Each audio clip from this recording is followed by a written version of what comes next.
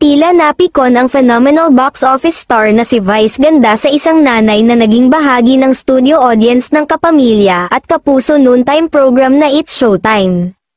Base sa isang video clip na napanood namin sa TikTok, makikita ang naging reaksyon ni Vice sa nanay ng isang batang nagpa-picture sa kanya sa loob ng studio ng It's Showtime.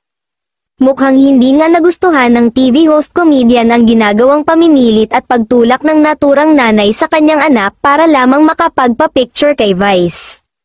Kung titingnan ay parang nakikipagbiruan lang ang komedyante sa nanay ng bata, ngunit mararamdaman mo rin ang kanyang pagkapikon sa nangyari. Mismong si Vice na ang lumapit sa bata na tila umiiyak na, kaya naman ang reaksyon ni Vice, "Kasi tinulak mo mother, kasi ginaganon mo yung bata, bakit ginaganon mo yung bata?"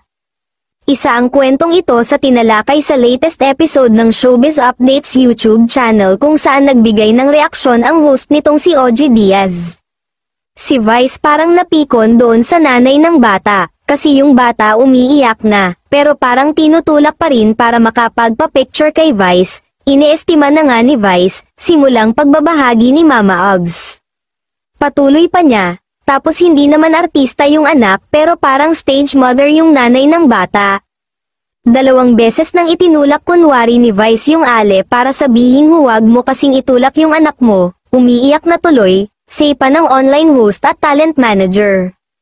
Paalala pa ni Ogie sa mga nanay, huwag nating pilitin ang bata kung ayaw magpa-picture, di ba, mga bata yan, di ba? Syempre ang unang-unang mag-aalaga sa mental health sa bata ay ang nanay niya, sabi pa ni Ogie. Naiintindihan naman daw ni Mama Uggs ang trip ng nanay nung bata na magkaroon ng picture ang anak kasama si Vice para may bandera sa social media.